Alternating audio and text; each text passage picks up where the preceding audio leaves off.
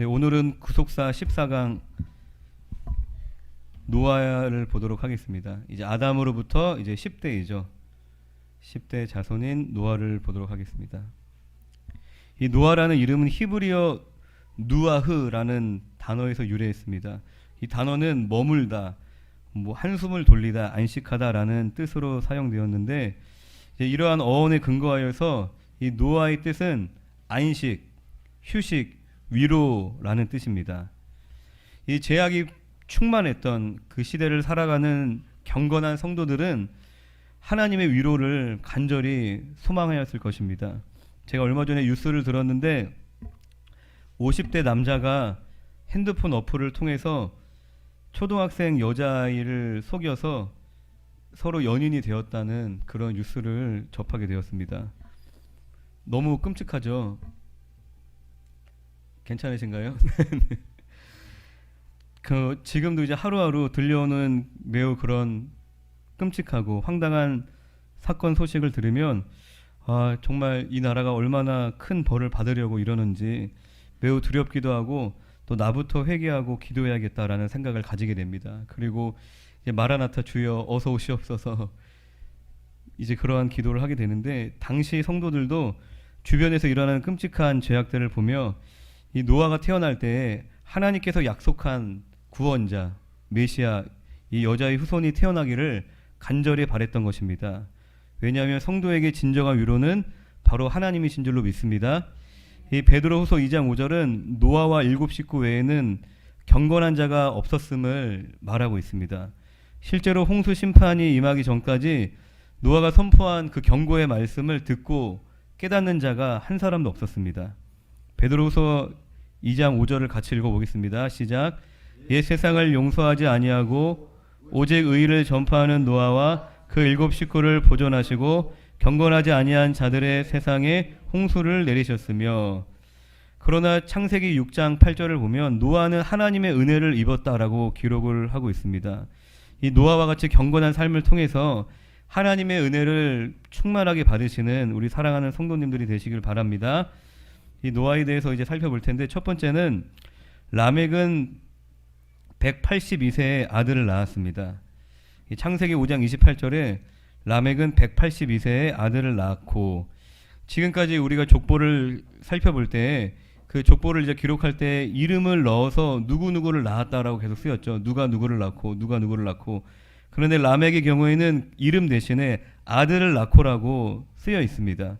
그리고 29절을 보면 또 반복이 됩니다. 29절에 이름을 노아라 하여 이르되 여호와께서 땅을 저주하심으로 수고롭게 일하는 우리를 이 아들이 아니하리라 하였더라. 그러니까 이 아들은 많은 아들 중에 하나가 아니라 마치 독생자처럼 특별한 의미를 지니는 그러한 아들이라는 것입니다. 그것은 이제 이 노아가 장차 독생자로 오실 예수 그리스도를 예표하는 그러한 인물이라는 것입니다. 또한 이 안식을 뜻하는 노아의 이름도 이 세상에 참된 안식을 주실 예수 그리스도를 예표하는 그러한 이름입니다. 요한복음 14장 27절을 함께 보겠습니다. 시작. 평안을 너희에게 끼치노니 곧 나의 평안을 너희에게 주노라. 내가 너희에게 주는 것은 세상이 주는 것과 같지 아니하니라. 너희는 마음에 근심하지도 말고 두려워하지도 말라. 할렐루야. 아멘.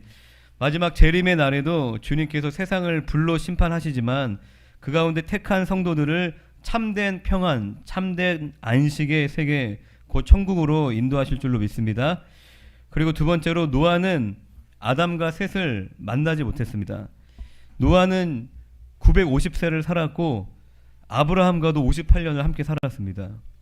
그리고 이제 아담으로부터 노아까지가 10대이고, 그리고 노아부터 아브라함까지가 10대입니다. 그러니까 노아가 딱 중간에 있는 거죠. 그러니까 노아의 위아래로 대략 10대씩 이렇게 있는 것입니다.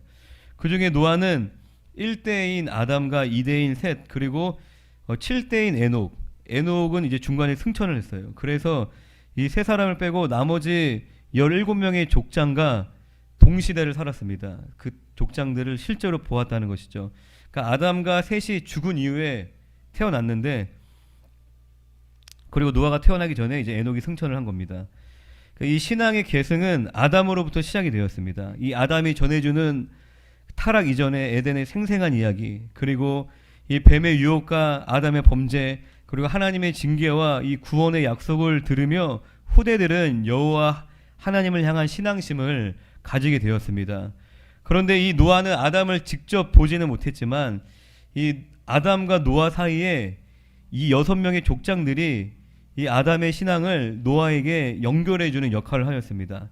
이 아담의 손자였던 에노스부터 게난, 마할랄렐, 야렛, 저희가 다 살펴봤던 인물들이죠. 무드셀라, 이 라멕입니다.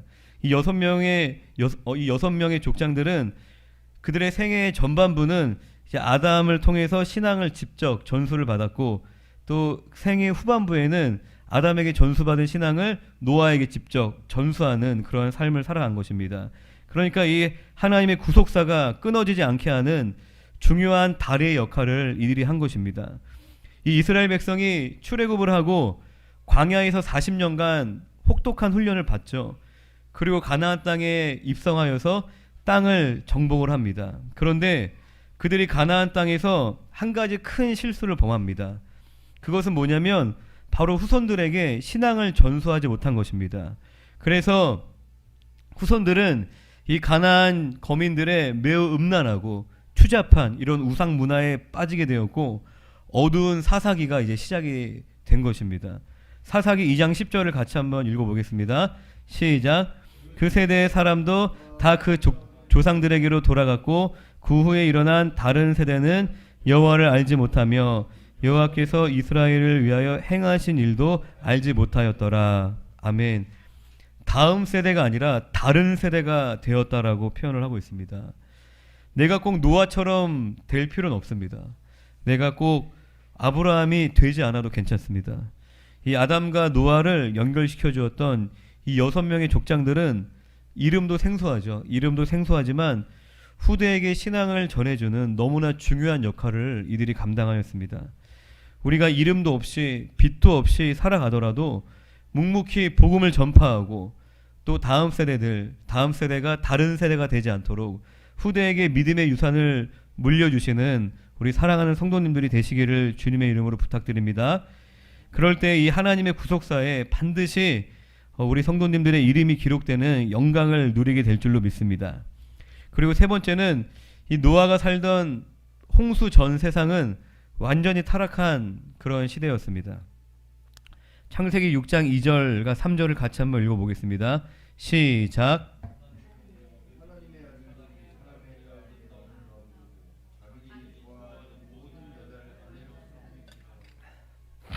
3절도 읽겠습니다. 여호와께서 이르시되 나의 영이 영원히 사람과 이는 그들이 육신이 됨이라. 그러나 그들의 날은 120년이 되리라 하시니라. 이 하나님의 아들들이 사람의 딸을 아내로 삼았다는 말은 이 창세기 5장에서 소개된 이 경건한 셋의 후손들과 또 창세기 4장에서 소개되었던 이 타락한 가인의 후손들이 서로 통혼한 것을 의미하고 있습니다. 그래서 그들이 육신이 되었다는 것은 이제 하나님을 떠나서 그들이 타락을 했다는 것을 말하고 있는 것입니다.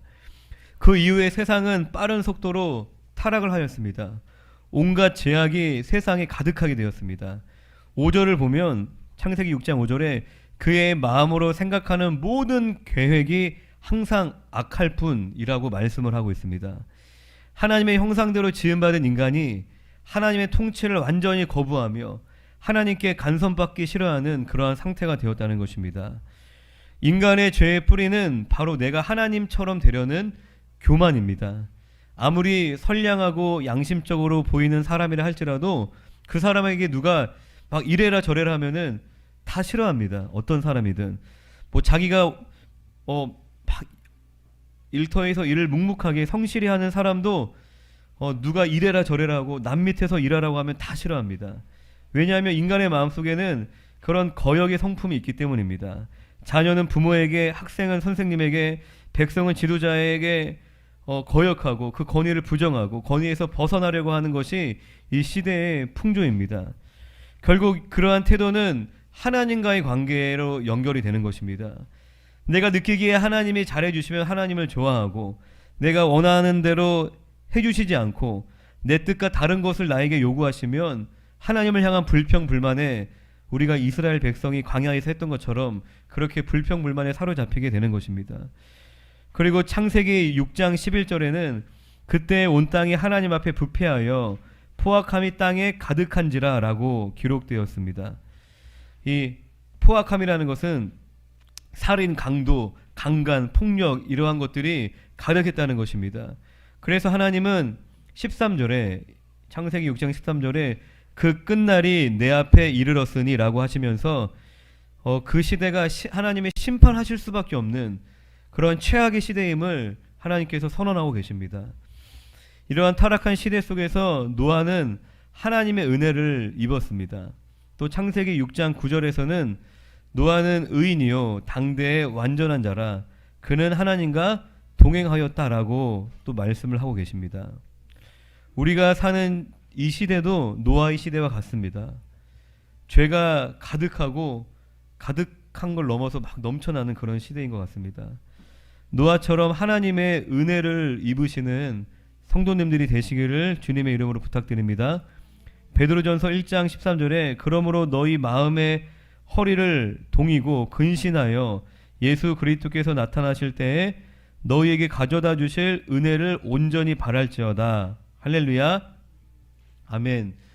성도는 은혜 아니면 살아갈 수 없습니다. 은혜가 제일인 줄로 믿습니다. 은혜를 받아야지만 믿음의 방주를 온전히 준비할 수 있고 이 마지막 날 세상을 불로 심판하실 때에 구원의 반열에 설 수 있는 줄로 믿습니다. 그리고 은혜가 없으면 또 우리의 마음이 우리가 자주 경험하듯이 은혜가 떨어지면 우리 마음이 강팍해지죠. 그러면 모든 것이 막 불평이 생기고 예민해지고 사는 것이 지옥과 같이 변화가 되는 것입니다. 근데 여러분 은혜 받는 것은 사실 어려운 일이 아닙니다. 하나님께서는 겸손한 자에게 은혜를 베풀어 주신다고 우리에게 약속해 주셨어요. 그러니까 하나님 앞에 우리가 항상 회개하는 마음을 가지고 주님 나는 할 수 없습니다. 나를 불쌍히 여겨 주시옵소서. 나를 도와주시옵소서. 이러한 겸손한 태도를 우리가 하나님 앞에 가진다면 하나님은 언제나 성도들에게 변함없이 은혜를 베풀어 주십니다. 내가 뭔가를 잘하고 못하고 내가 더 의롭게 살았고 못 살았고의 문제가 아니라 우리가 회개하는 심령, 겸손한 마음을 갖는 것이 중요한 것입니다. 그런데 내 마음이 높아지고 완악해져서 막 짜증내고 막 불평하고 막 누군가를 막 원망하고 내가 미워하면 우리 안에 은혜가 떠나는 것이에요. 남을 탓하고 비난하는 사람들은 다 내가 피해자라고 생각을 하기 때문에 막 비난을 하는 것입니다. 그러나 나만 피해자가 아닙니다. 상대방도 피해자예요. 따지고 보면 우리 모두는 죄와 상처 그리고 마귀의 피해자인 것입니다. 남에게 피해 주고 싶어서 우리가 피해를 주는 것이 아니라 내 안에 해결되지 않은 그 죄 때문에 해결되지 않은 상처 때문에 우리가 서로에게 아픔을 주며 살아가게 되는 것입니다. 죄가 없고 연약함이 없는 사람은 세상에 단 한 사람도 없습니다. 나도 똑같이 지금은 내가 상처를 받고 있을지 모르겠지만 나도 똑같이 누군가에게 상처를 주고 피해를 줄 때가 많은 그런 연약한 죄인임을 반드시 기억하시길 바랍니다. 그래서 죄인들끼리 서로 비난하기보다 서로를 불쌍하게 여기고 서로 사랑하기를 하나님이 간절히 원하시는 겁니다. 그리고 하나님께서 우리가 그렇게 사랑할 수 있도록 우리를 먼저 그 십자가의 놀라운 사랑으로 우리에게 그 사랑의 본을 보여주신 줄로 믿습니다. 할렐루야. 그런데 그 은혜를 아는 성도가 하나님께 놀라운 구원의 은혜를 받은 하나님의 사랑을 경험한 성도가 나만 피해자라고 항상 투덜거리고 서로를 비난하고 미워하는 것이 얼마나 큰 교만인지 모릅니다. 내가 큰 이만한 사랑을 받았는데 나에게 요만한 피해를 준 사람을 막 미워하고 공격하는 것이 얼마나 배은망덕하고 교만한 삶인지 모른다는 것입니다. 내가 누군가가 품어지지 않을 수 있어요. 저도 제 자신도 품을 수 없어요. 근데 품어지지 않으면 우리가 겸손하게 하나님 앞에 엎드리면 됩니다. 하나님 나는 할 수 없습니다. 나를 도와주시옵소서. 나를 불쌍히 여겨주시옵소서라고 겸손하게 주님 앞에 엎드리면 우리에게 은혜를 베푸시고 감당할 힘과 능력을 주시는 줄로 믿습니다. 할렐루야. 그런데 내 마음의 미움의 돌을 내가 내려놓지 않고 살아간다면 아무리 하나님께 나아가 은혜를 구해도 그 은혜가 막히는 것입니다. 날마다 겸손히 하나님 앞에 은혜를 구하시는 우리 사랑하는 성도님들이 되시기를 주님의 이름으로 부탁드립니다. 그리고 네 번째는 노아는 하나님을 경외함으로 방주를 지었습니다.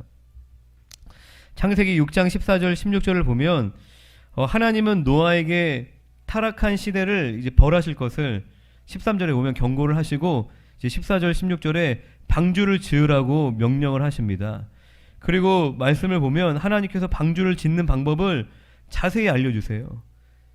그 하나님 식양과 그 계획을 자세히 알려주시고 또 노아는 하나님이 알려주신 그대로 방주를 짓습니다. 그래서 창세기 6장 22절에 보면 노아가 그와 같이 하여 하나님이 자기에게 명하신 대로 다 준행하였더라. 할렐루야. 우리가 하나님을 위해서 좋은 뜻을 품고 주님을 위해 뭔가 하려고 하는 것이 너무나 귀한 일이지만 또 한 가지 중요한 것은 그 하나님의 일을 하나님의 방법으로 하는 것이 또 매우 중요합니다.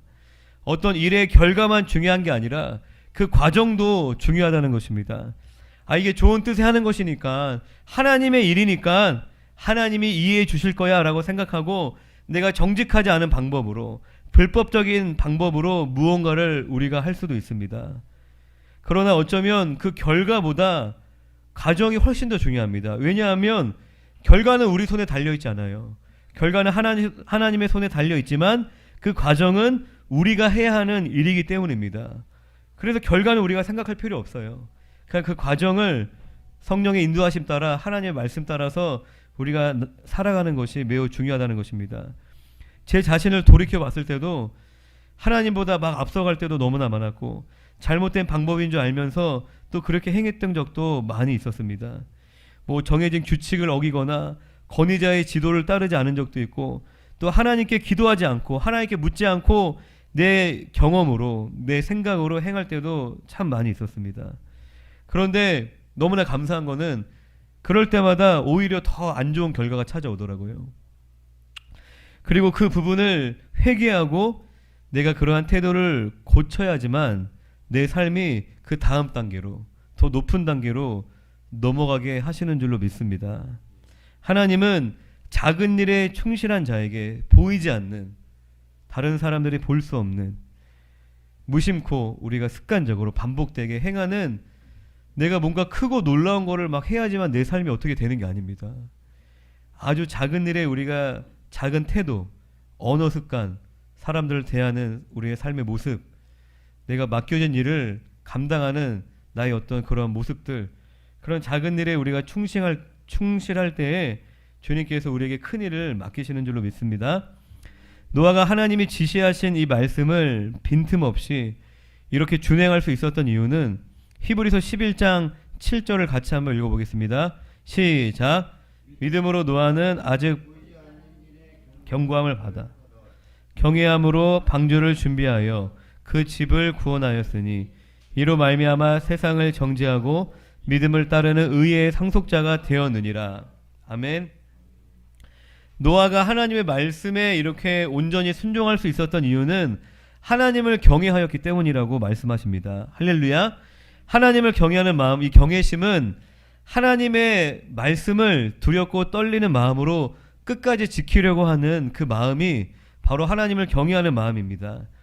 전도서 12장 13절에 이래 결국을 다 들었으니 하나님을 경외하고 그의 명령들을 지킬지어다. 이것이 모든 사람의 본분이니라. 아멘. 잠언 9장 10절에 여호와를 경외하는 것이 지혜의 근본이요 거룩하신 자를 아는 것이 명철이니라. 아멘. 이 성경은 하나님을 경외하는 것이 사람의 마땅히 행해야 할 본분이고 하나님을 또한 경외하는 것이 지혜의 근본이라고 우리에게 말씀하고 계십니다. 그래서 노아는 하나님을 경외함으로 그 경외심을 가지고 하나님의 말씀에 철저히 순종할 수 있었던 것입니다. 할렐루야. 그리고 하나님을 경외하는 노아에게 하나님께서 충만한 지혜를 허락해 주셨던 것입니다. 그렇게 노아는 하나님이 주시는 그 지혜와 능력으로 능히 방주를 완성할 수 있었던 것입니다. 하나님을 경외하는 마음을 사모하시는 우리 사랑하는 성도님들 되시기를 주님의 이름으로 부탁드립니다. 그리고 당시 사람들은 이 노아를 도와주지는 않고 구경만 하면서 그를 조롱하고 그에게 비난의 화살을 퍼부었습니다. 그래서 노아는 긴 시간 매우 가슴이 아팠을 것입니다. 이 모세도 사명을 감당하는 중에 이스라엘 백성들로부터 끊임없는 불평과 원망의 말을 들었습니다. 성도가 하나님 주신 사명을 감당할 때에 많은 오해를 받기도 하고 또 많은 공격을 받을 수도 있습니다. 하나님께서는 그런 노아에게 창세기 7장 1절에 여호와께서 노아에게 이르시되 너와 내 온 집은 방주로 들어가라. 이 세대에서 네가 내 앞에 의로움을 내가 보았음이니라 라고 하나님께서 말씀하셨습니다. 할렐루야. 너무나 큰 위로가 되는 그런 칭찬이었을 것이고 그리고 영생에 대한 확신을 노아는 가졌을 것입니다. 이 믿음이라는 것은 말로 끝나는 것이 아니라 노아와 같이 이 순종하는 행동으로 열매 맺어야 하는 줄로 믿습니다. 믿음의 성도는 깨어 기도하며 신랑을 맞이할 준비를 하는 그러한 삶을 살아가는 줄로 믿습니다. 누가복음 21장 36절에 이러므로 너희는 장차 올 이 모든 일을 능히 피하고 인자 앞에 서도록 항상 기도하며 끼어 있으라 하시니라. 아멘. 마지막으로 5번째, 노아는 홍수가 끝나고 아담 이후에 제2의 인류의 조상으로서 하나님과 언약을 맺었습니다. 이 홍수 사건은 세상의 끝이 아니라 새로운 시작이었습니다. 홍수 이후에도 인간이 갑자기 바뀌었겠어요? 여전히 죄성을 가지고 있었지만 하나님의 그 은혜와 긍휼하심으로 다시는 땅을 멸하지 않겠다라는 이 영원한 언약을 하나님께서 세워주셨습니다. 이것을 이제 무지개 언약이라고 그러죠. 그리고 하나님께서는 태초에 아담에게 주신 이 생육과 번성의 축복을 홍수 심판 이후에도 동일하게 노아에게 약속해 주셨습니다. 창세기 9장 1절을 읽어보겠습니다. 하나님이 노아와 그 아들들에게 복을 주시며 그들에게 이르시되 생육하고 번성하며 땅에 충만하라. 할렐루야. 하나님은 회복의 하나님이시고 우리를 향한 하나님의 마음은 심판이 아니고 우리를 살리시기 위함인 줄로 믿습니다. 할렐루야. 오늘은 여기까지 말씀을 나누고 저희가 고난주간이라서 좀 고난주간에 대한 영상을 짧게 하나 보고 합심하여서 함께 기도하도록 하겠습니다.